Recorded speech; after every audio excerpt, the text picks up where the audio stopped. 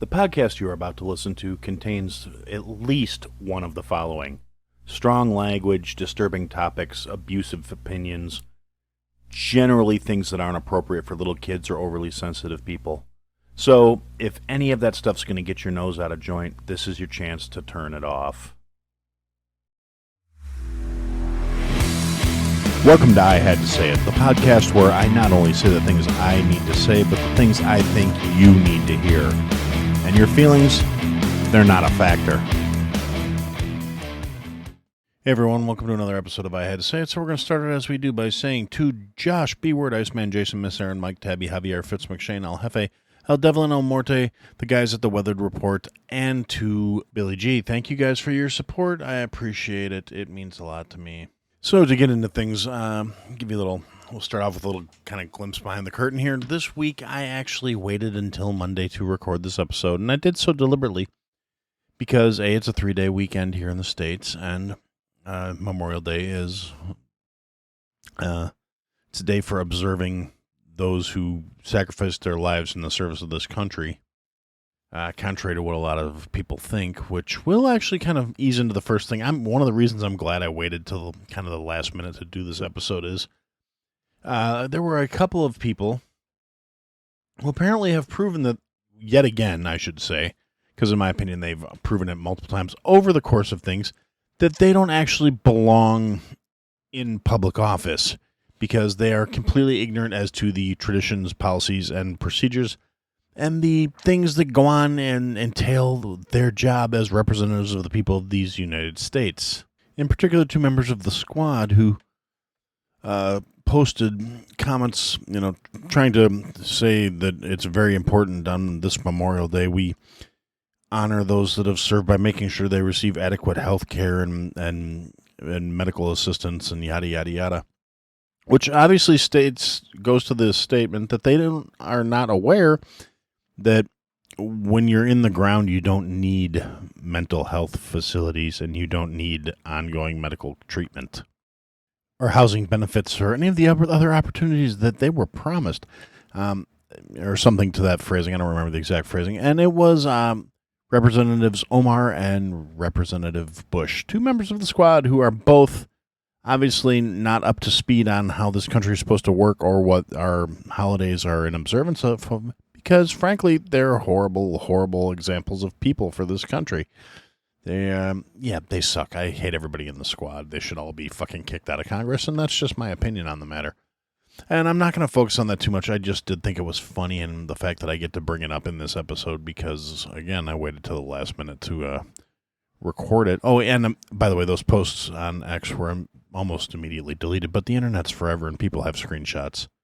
So yeah, ha, you suck. Anyway, in the week since the last episode has dropped, there's been a whole ton of stuff going on, global issues, regional issues, a lot going on here in the States politically. Just some random thoughts I have. This is actually going to be kind of a shorter episode, I think, unless I wind up going off on a tear, because just coincidentally enough, it was also my anniversary this weekend, so just sitting down and focusing on this stuff was not the at the forefront of the list of where Aaron needed to spend his time. So, sorry I didn't get an episode done ahead of time, but, I usually am doing this pretty close to the line because that way it's when I keep talking about topical things, it seems to fit better. I mean, maybe one of these days I can get back to, pre-recorded episodes and having stuff in the can, but it just doesn't seem to fit with the direction the show has grown and changed into. But again, I'm getting sidetracked here. So ultimately, a few of the things that were worthy of note that have happened this week. One of the big things is the Libertarian Convention was this weekend, which I've said repeatedly, I don't care for politicians. I don't care for political parties. My general philosophy is more or less summed up as long as you're not hurting anybody and what you're doing is nobody else's fucking business. Now, the closest thing you can find to that philosophy would probably, if you'd asked me a week ago, I would have said it had been the Libertarian Party. But the Libertarian Party has never really been able to get any serious traction, and a lot of that's due to infighting and, being just nobody takes you seriously when you can't put forward a concerted, solid effort. I mean, I'm more of a Ron Paul style libertarian as opposed to a lot of the other options that are behind it. But the convention was this weekend, and the Libertarian Party officially extended an invitation to all of the major candidates that would be appearing on the ballot in the coming election cycle.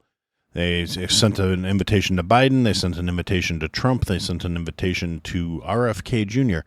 RFK Jr. and Trump both accepted the invitation to come speak at the convention. Now, the first thing I want to talk about this is everybody that listens to the show. If you're new to the show, sit down, shut up, listen. If you've been listening for a while, you kind of know what's coming here. I've never really been a fan of Donald Trump. I prefer him to fucking Biden by leaps and bounds, but I've still never been a fan of the man. When he got elected in 2016, I was not enthusiastic about it. My comment was literally, we've gotten to the point where the best candidate for a job was a reality TV show host, and I stand by that. He did a lot of things I don't agree with. He had a lot, but on the other hand, I feel that the country was in better shape under him until COVID came along and fucked everything up. And, there was a lot of establishment government involved in all of that. And a lot of things happened to stymie Trump from being able to get everything accomplished he said he wanted to get accomplished. And certain things I'm very grateful for that. Like, I don't agree with his stance on the Second Amendment at fucking all. I don't agree with a lot of his policies, but he did have a policy of we need to put our own country first, and he was not wrong for that. And the people who want to get bent out of shape, like, oh, you're a MAGA motherfucker. No, it's not being a MAGA because I'm a racist or I'm a phobe or any of the other horse shit that people want to throw at me. And I'm really not a MAGA individual. What I am is I'm realistic enough to understand that when your own house is not in order, you cannot take care of other people's problems. The biggest problem the United States has right now is they want to watchdog, bird dog, police, and support everybody else in the country, but we're not taking care of our own affairs first. We don't prioritize our own country. We don't have any sort of sense of national pride anymore. I mean, and I'm saying very broad strokes here. I'm talking politically. I know plenty of average motherfuckers who still love this country, still are proud to be Americans, still believe in what this country is supposed to stand for. But I'm saying from a political standpoint, we really don't have that anymore. We have a bunch of pandering globalists who want to knuckle under and turn the power over and kiss the ring so they benefit themselves. And, Trump really wasn't worried about sparing other countries' feelings because he was practical enough to go, we're paying for all of you motherfuckers. We basically fund all of NATO. We fund all of the fucking global bullshit that's going on. And I'm sure there's, money to be made by funding foreign wars and all that other shit. The military-industrial complex is a global thing. It's not a local thing. So, yes, that's those, without going too conspiracy crazy, that's who's really running things. That's the people that are making the money off the fucking piss poor decisions. It's the whole fact that the government is embezzlement writ large and blah, blah, blah. But anyway, I'm getting myself off track here. One of the things about this, the Libertarian Convention being this weekend and Trump going there and speaking. Now, like him or hate him, you have to at least acknowledge the fact that this man willingly and knowingly walked into a forum where he was not going to be guaranteed to be well received. He at least had the fucking moxie and the fucking balls to walk into that place knowing there were people there who didn't want him there. It wasn't a controlled environment. It wasn't just people lining up to kiss his ass. It was, potentially hostile territory. And he got booed by some of the attendees. He got the chance of free Ross and end the Fed and a bunch of other things would burst out during his speech. And realistically, he took it in stride. He handled it. I mean, working a crowd is definitely, he's leaps and bounds ahead of the other fucking guy on that one.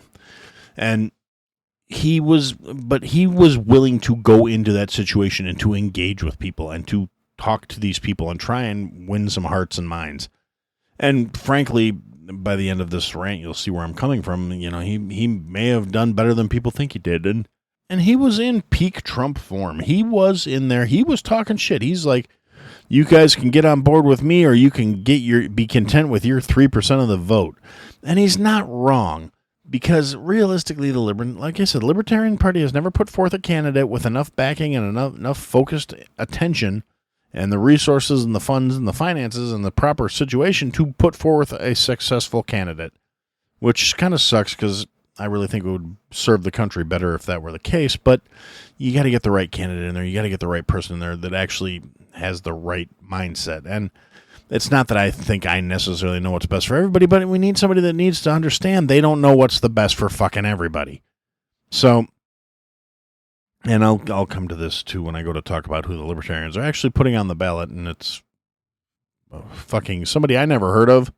And as soon as I started looking into him, I didn't like the fucking guy. So it's like, yep, I'm definitely not voting for him, and I know I'm not the only person who feels that way.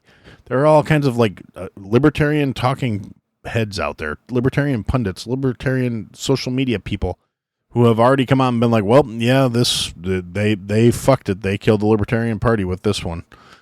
But I digress. And so Trump came out, did his thing, got booed by some people, got, and the Fed chanted over some of his talking points, got free Ross, which he actually committed to do on his first day in office. If he gets elected, he is committed that he will free Ross Ulbricht, which, if you don't know who that is, he's a kid who founded the dark website Silk Road, right? A website where you could basically buy and sell without governmental interference using Bitcoin. And people on the internet did what people are going to do and used it to do shit that was illegal in multiple places.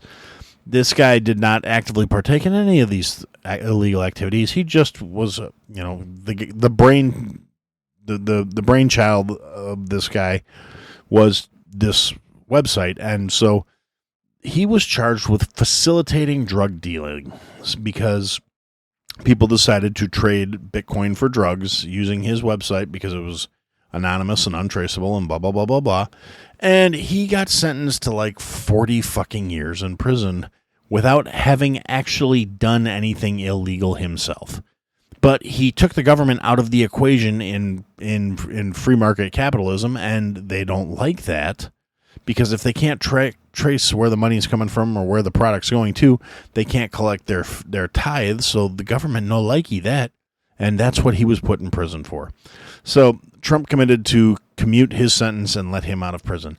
They've also got commitments to pardon Assange and Snowden, and now personally I think they should, I don't know if anybody who's not following me on social media on X, there's a guy named Dexter Taylor. I think I talked about it briefly a little bit ago.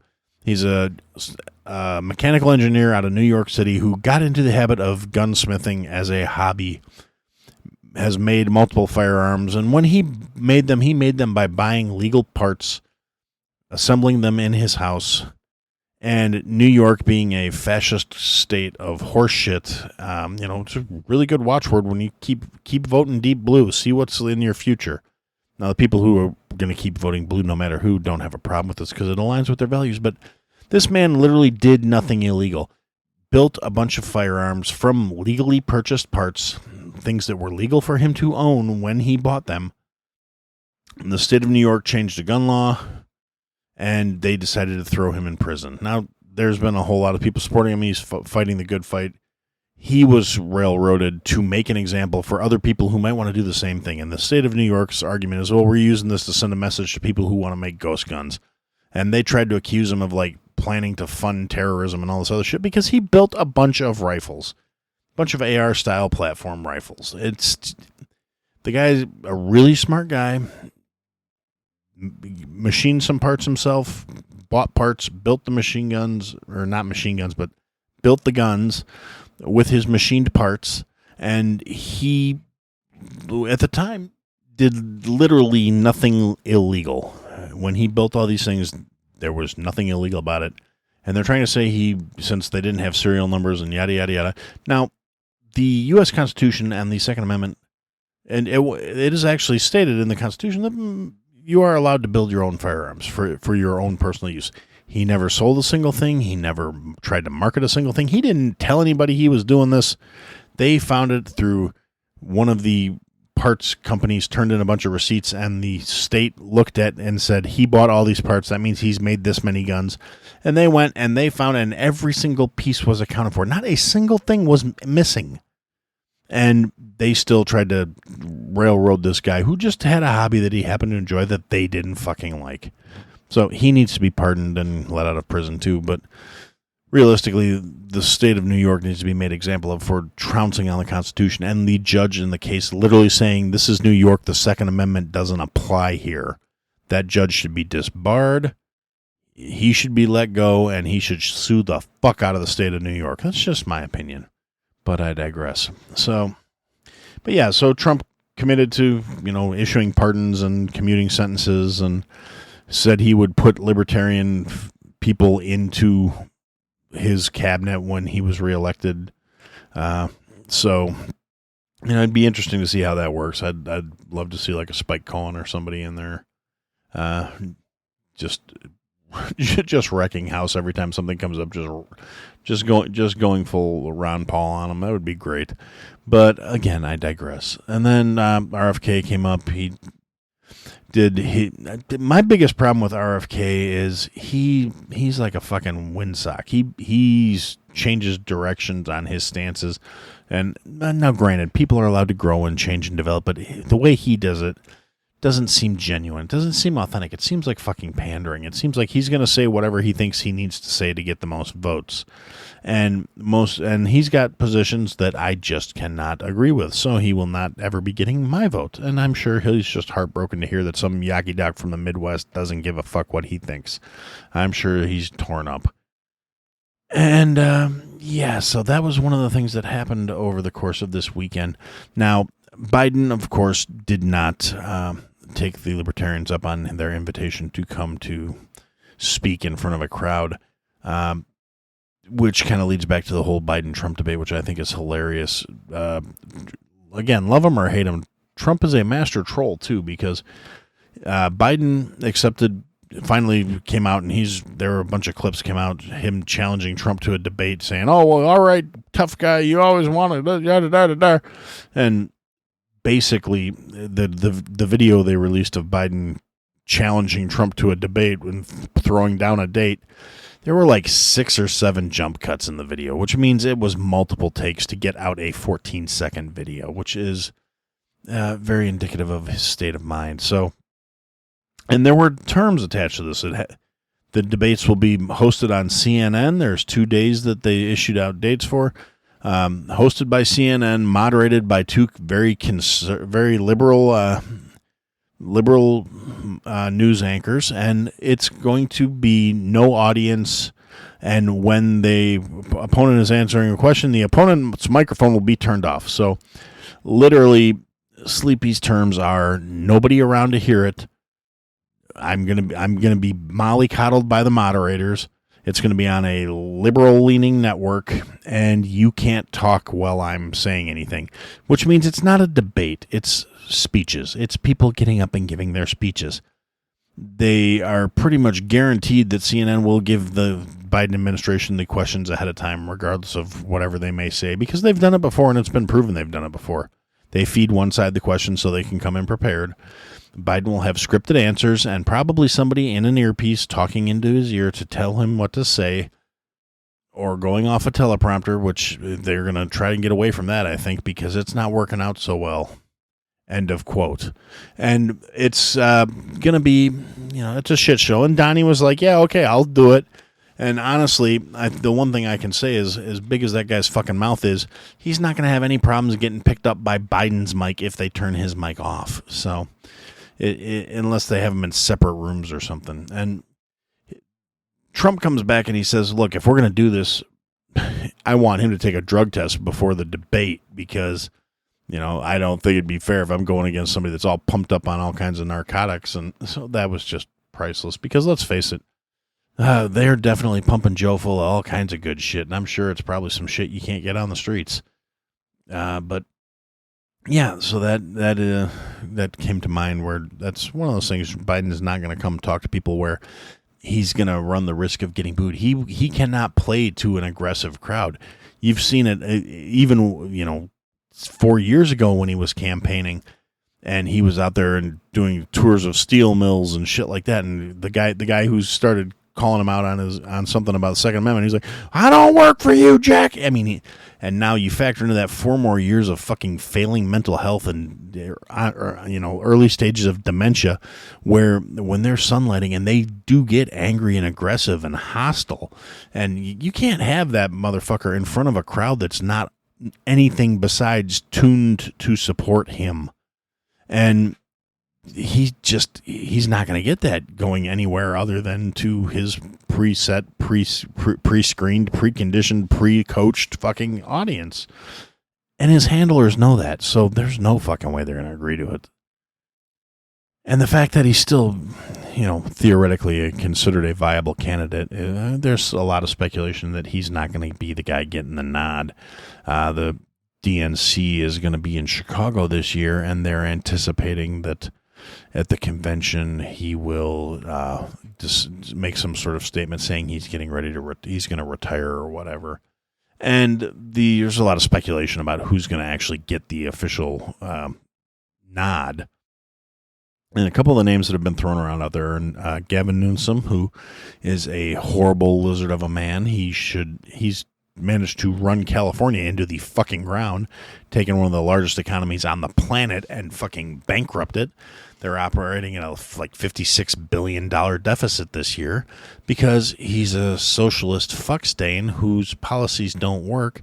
He's all flex and no fucking, strength, and he's a horrible person. And if they try and run him as a candidate, I don't think he'll win. And if they cheat and get him in the office, the country's fucking doomed. We are either going to see a war, or we are going to see somebody put one in him from 500 yards out or 1,000 yards out. I don't know. It's going to have to be far enough away where they're not going to be seeing it coming. But I digress. It won't be me. I'm not advocating any of that shit. I'm not saying it should happen. I'm making a prediction. There are enough people out there who hate that motherfucker with the passion of 1,000 suns that they're going to think it's worth the exchange, And when you have somebody like that, it's a lot harder to stop them. But I digress. I'm not, again, FBI people, I'm not calling for this. I'm not saying it should happen. I'm saying it wouldn't surprise me if it did happen. It's not something I'm endorsing, but I'm making a prediction that there may be somebody that goes off that fucking deep end. So, and then another name that was tossed around was Governor Hochul, the governor of New York, who thinks black kids don't know what computers are, and makes plenty of racist gaffes that could very well put her in the running to replace Biden, because he says all kinds of stupid, racist, ignorant shit too, and they still do their little trained seal bullshit every time he opens his fucking mouth.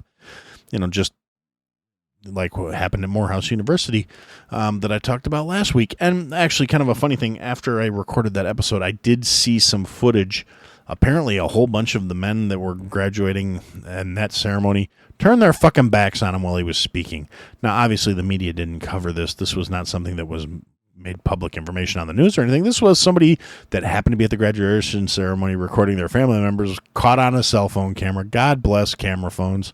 And it made me giggle, and it makes me happy. So, now, speaking of Sleepy and his fucked up commencement speeches, another graduation that he recently presided over this course of this weekend was West Point Academy, i.e. the place where military people go to graduate. And he basically, in his commencement speech for these kids, more or less told them that they may be called upon, depending on the outcome of the election, to fight a former president and his supporters. So, anybody who still wants to try and act like the left is the party of, democracy and values and yada yada, get your fucking heads checked. Look at what your fucking little proxy fucking talking head that they trot out for these things is saying to these people, and actually sit down and fucking listen to it. If you listen to it and without trying to qualify and just, what he was saying because Trump's people won't accept it when they lose, and then the military is going to have to intervene. No. See, that's not how this fucking works. And when somebody basically says, well, if the election doesn't go our way, we're going to need the military, That's not somebody who's being legitimately elected. That's some horse shit. And he fucking said it. He's been saying the quiet part out loud for fucking months. And the left just keeps trying to pretend like he's some fucking dynamic. He's such a dynamic 80-year-old motherfucker. No, he's really not. He's losing his shit. He's a fucking tin pot wannabe dictator fuck. And you assholes clap like trained seals every time he fucking gets a complete sentence out without... I mean, for fuck's sakes, the guy cannot string together a cognitive paragraph. And these assholes want to act like he should be holding the fucking button. You know, the big red button because he's sleepwalking us into World War III and he might just roll over and hit it thinking he's hitting the snooze alarm. Yeah, fuck that guy. Fuck everybody who supports him. I mean, I'm not...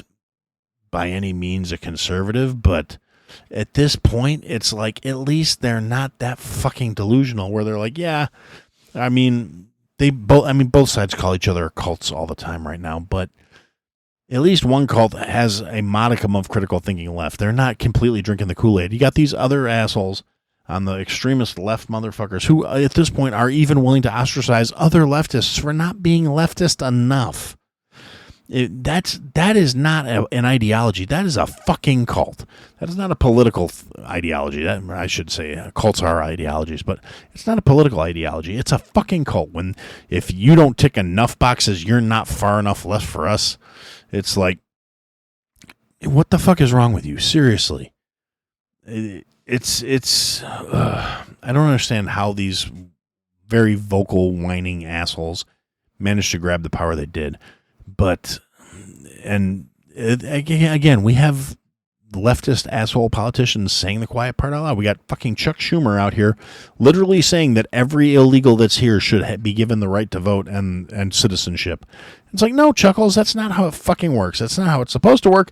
That's jeopardizing the safety and the sovereignty of this nation by just letting a bunch of unvetted assholes in here to just have whatever the fuck they want because they made it, you know. And it is literally, like I said, they're saying the quiet part out loud. They're trying to say, well, so we've lost our voter base, disenfranchised people of color, poor white motherfuckers, and fucking legal immigrants have all lost faith on our side, so we have to import these new voters who are going to fucking remember that we let them in, we gave them free money, we gave them free phones, we gave them free housing, we gave them more than any of our actual citizens have ever received from this government, and they're going to remember that and they're going to vote for us because we gave it to them, and everybody else wanted to make them go back to where they came from, and those are the bad guys. I mean, it is literally replacement theory, which up until a few months ago, I would have told you that was a little extreme. That was some conspiracy theory horse shit. Well, it seems to be what's going on now, again, that they're saying the quiet part out fucking loud. Oh, and before I completely forget, just in case anybody who's actually might be slightly interested, yeah, so I did mention in passing that the Libertarians really kind of fucked the pooch on this one. When it came time for the Libertarian presidential candidate to come out, they put forth and nominated a guy named Chase Oliver. Now, not somebody I'm real familiar with, so I had to go do some little digging. After a very cursory, 25 minutes of looking into this fucking guy, he is not what I would consider a libertarian at all. He's really more of a leftist light. Now, some of the stuff he does say is okay. I mean, he's, pro 2A and he wants to reduce taxes, and he's already made posts where, and it's like the phrasing isn't like, it's not libertarian enough. Like, I'm going to try to rein in this and I need to try and work about that. And, I need to look into tackle red flag laws first and then rein in the ATF and the FBI and the CIA.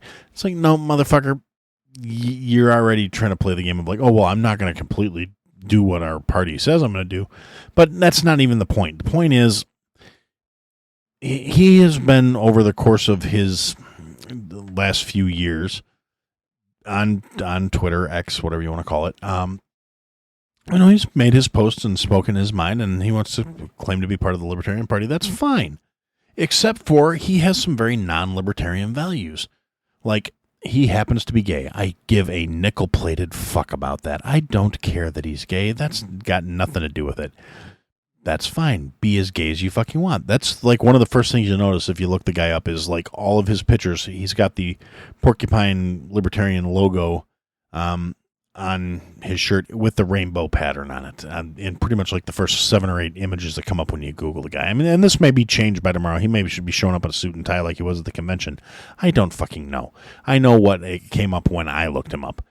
And again, I don't give a fuck. Who you want to stick your naughty bits against is none of my fucking concern as long as it's a consenting adult, which is where that problem comes in. Because one of this guy's stated public stances is he is pro transitioning children.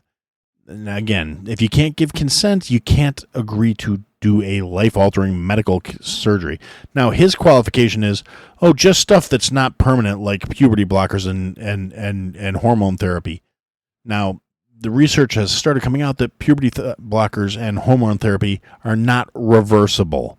That's not how it fucking works, because you fuck up your development when you block puberty. Your bones don't grow right. Your fucking internal organs don't develop properly, and you're more or less fucked. It's not a reversible process. And this fucking clown is like, oh no, I'm okay with it as long as that's all it is. And so he's also pro-mask mandate, pro-vax mandates, and pro-open border. None of which is conducive to actually having a healthy country. Now, I can understand where he's trying to say, well, I can believe in complete liberty. That means liberty for trade and liberty for migration, and people can move and go where they want. Yeah, but the problem is, and it's kind of the conundrum of the libertarian belief structure, is there has to be certain boundaries, because otherwise you're opening yourself up to invasion by people who don't share your values, and all of a sudden your values are going to fall by the wayside as somebody who doesn't share those values comes in writ large to fucking trample your ass and force their beliefs upon you. So you have to have your established boundaries, and you have to enforce those borders and boundaries. And if you don't understand that, you're a fucking dolt. So yes, the Libertarian Party put forward a left-leaning fucking idiot to be their presidential candidate, which is why so many people are saying it's not a serious party. This is pretty much the death of the Libertarian Party. They did one thing, and that's what probably garnered Trump a whole bunch of fucking votes he wouldn't have gotten otherwise. Now, granted, a lot of people will probably just abstain from the fucking process and say we're not going to do it, but I think a lot of the people who want to be more politically active are going to probably vote for Trump instead, because he may not be the libertarian candidate, but the people that claim to be libertarians, I think, are a lot less inclined to just vote like straight party ticket. They're not going to do that. I mean, personally, I'm a vote on issues, not the letter next to your name person anyway. And I've always been that way, but that's just me. This whole clusterfuck of a scenario is realistically, it may be doomed for the Libertarian Party. It may be time to take all the people who have libertarian ideals and start trying to infiltrate the two parties, since apparently we can't break the two-party system, and try and just change it from within, which has not worked at all, and it probably won't. And I'm being all negative and doomy because that's just how I fucking see it. But I digress. So, yeah, that was like the major thing in my wheelhouse this weekend. I mean, there's a bunch of other shit going on. China's out there doing all kinds of naval maneuvers around Taiwan. Basically, they've surrounded Taiwan. They've invaded international airspace, running these drills, and they said it's just military exercises. But realistically, it kind of looks like staging an invasion, and at this point, we've sent so much of our arms to Ukraine and to foreign conflicts and to Israeli military aid, where realistically, we're not going to be able to do shit about it. And Taiwan's actually a country that we have a protection pact with. So, yeah, if China really wanted to go take Taiwan back, now's probably the great time for them to do it. And they're definitely flexing like, what are you going to do, fucky? And realistically, I don't think fucky's going to do anything about it. So that is something that's going on. Let's see what else is going on. Klaus Schwab, the head of the WEF, announced that he's going to retire. So it'll be really interesting to see who the fucking lizard people decide to pick to replace him as the public face of the WEF. It's got to be interesting because I'm sure they've noticed that whoever it's going to be is not going to be well received by the general population of this world. Contrary to whatever these elitist cockstains want to think, nobody really wants them making decisions for us. And there's going to be pushback. There's going to be blowback. So I imagine it's going to be somebody younger. I don't, it could be, I don't want to speculate on it just yet. I would like to hear some of the casual names being thrown out. I mean, I'm sure it's probably going to be somebody that's high up in like the UN or the WHO or one of these other international non-governmental organizations that, basically run the world. And again, also speaking of the WEF and the WHO, apparently the WHO's global pandemic treaty is DOA because enough countries have said fuck you no that they've kind of given up on any hope of it actually being ratified as a global treaty. So yay for the countries that had some backbone to sit up to it. I really doubt we're one of them because our leadership is inept and fucking traitorous. So yeah, that's something else to think about. Let's see what else. Oh yeah, there was I think it was in Florida, there was a bunch of road sections that were painted with the rainbow flag, symbol of pride and blah, blah, blah, blah, blah. And some guy in a big old pickup truck came and did a bunch of burnouts on them and, fucking left tire marks all over them. And the massive outcry from the alphabet people who are like, oh my God, they're disrespectful. Now, these are the same assholes that will burn an American flag in protest, but they're all pissed off that the flag they painted in the street has tire tracks on it. Like, oh my God, he's disrespecting our it's a threat, it's bigots, and yeah, so these fucking idiots have reached out to the point where they're now leading a manhunt to try and find the owner of this truck so they can bring him up on felony charges for doing a burnout in an intersection and marring up a fucking pride flag that was painted in the fucking. That's the part I get hung up on. You don't want your fucking shitty symbol painted and fucking marred. You don't paint it in the fucking road, you mouth-breathing fucks. I mean, and this is not like the LGB section of that. It's the TQ people that are getting bent out of shape about this. I fucking guarantee it. Because by and wide, the LGB part are pretty chill. Those are the ones where they're not the ones stirring up all the problems. They're not the ones that people are worried about coming after your kids. I mean, they want... I know plenty of gay people that are like, don't lump me in with those motherfuckers. And I completely understand it. I get it. I mean, I'm like, you know what? I'm with you. They're fucking weird. Anybody that wants to talk about fucking with kids is not okay in my book. That's a hard and fast stance. I don't care who you are. I don't care how you want to justify it. Who you fuck is not something you should be discussing with children. Gay, straight, whatever. I mean, bi, tri, quad. I don't give a fuck. I don't care who you're into fucking. You don't talk about it with children. It's fucking inappropriate. It's not your place. It's not your right. You don't need to justify your fucking life. If you're that fragile and you're that damaged where, a kid not understanding who you want to stick your naughty bits on is going to fuck you up, maybe you should be fucked up. Maybe you should be out of the fucking equation. There's enough people out there that are going to be, oh, that's hateful. That's da-da-da. Yes, you know what? Because I fucking hate those people.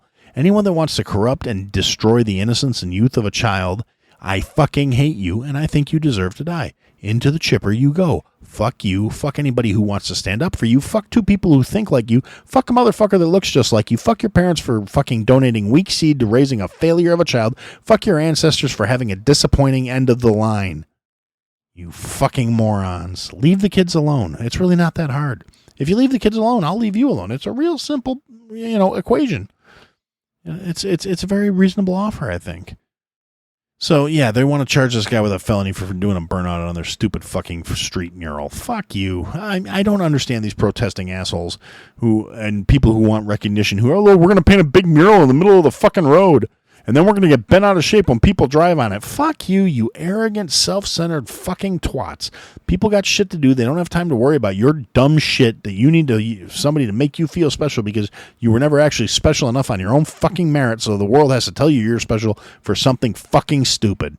Oh, and then one last little thing I want to touch on just because, it is an election year, so it's relevant. And this is going on. And like I said, there's plenty more other stuff going on. Go listen to this week's Whiskey Hell. It's a fantastic episode. You won't be disappointed. They're going to cover stuff that I didn't talk about. They're going to make it much more thorough. They're going to touch the bases as they usually do that I don't get to because I ranty. They bring the facts. But I digress. The last thing I want to touch on is the fucking bird flu that they've been trying to hype up for months now.